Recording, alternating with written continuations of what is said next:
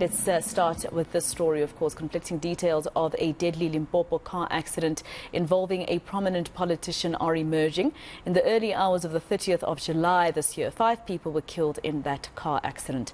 One of the vehicles belonged to the chair of the Provincial Economic Development Agency, Chipyane Clifton Nkadimeng.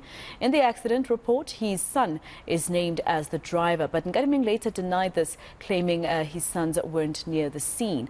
In fact, the correct information on that is that the Minister of Kokta says that her sons were not on the scene, but he places his son on the scene. The car was also allegedly unroadworthy, but somehow later showed up as roadworthy on the vehicle database. For more on this apparent cover-up, we are joined by legal expert Mpumelelo Zikalala. Mr. Zikalala, thank you very much for your time. I don't think this is actually an apparent cover-up because we do have evidence that he started to cover up after the fact. But my question to you as a legal expert, of course, is that for now, do the families wait for the state to finish investigating this case, or can they sue? Can they try to sue Mr. Nkadimeng in his personal capacity?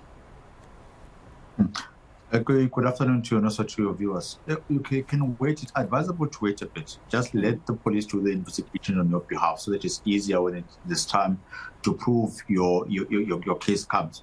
It would be a civil matter, so it would be in a balance of probabilities. But to make your case much more stronger, just make sure that you're able to get the information which is required using the resources which you would be able to get from the police. The police ought to investigate, by the way. They agreed 3 offences that I can think of under our common law in which they would think about. The first one being fraud, if there's a potential of fraud, other one defeating or obstructing the ends of justice, and the other one being forgery of utterance.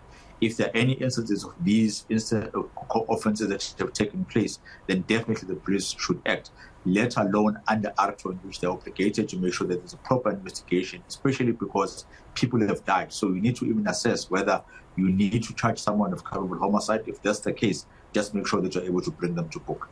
And what about the state? In this incident, if it's found that the state was found wanting, I mean, for instance, Mr. Zikalala, my understanding is that on the scene there's supposed to be blood tests that are done on all the drivers, even the one who was deceased. If this was not done to at least find if there was any fault on any of the drivers, and if the state, for instance, later on in terms of policing are found wanting in this particular case, does the family have grounds to sue the state as well?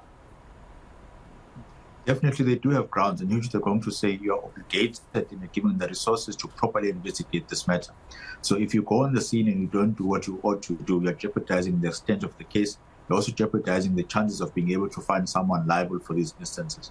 Even if you do not draw the blood test, which makes it easier for you to prove at court, there are other circumstances or other factual circumstances that you can rely on in terms of the evidence which is collected, which then can lead that there is type of intoxicating liquor or any influence or driving under influence that might have taken place. But it does need to have a proper investigation to be done.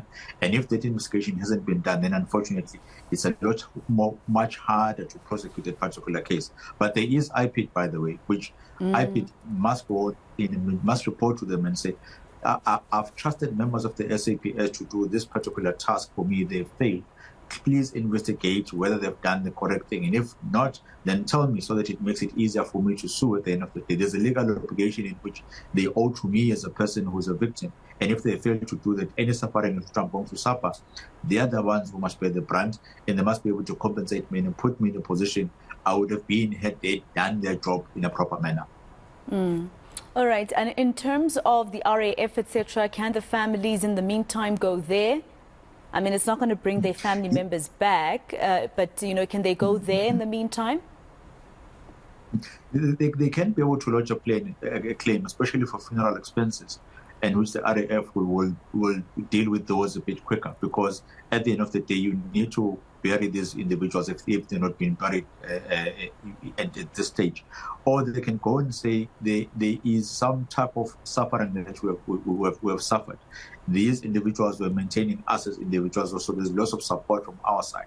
That takes a bit longer, though, in terms of submitting the claim to the RAF, because you would need to prove that there was dependence, you would need to prove the type of expenses in which this particular individual was paying towards the school fees, the normal groceries, any other expenses, medical expenses that we need to take care of. And there are vouchers and evidence that needs to be submitted in order for you to be able to prove that. That does take a bit of time. The RAF also does take a bit of time in assessing those particular assessments. So it's not something which is going to be done and dusted within a few weeks, but it would help and assist the family if they start the process, which is long and tedious, as soon as possible. All right, Mpumelelo Zikalala, with that information and some advice to the families in terms of what they can do in the meantime legally. Thank you for your expertise.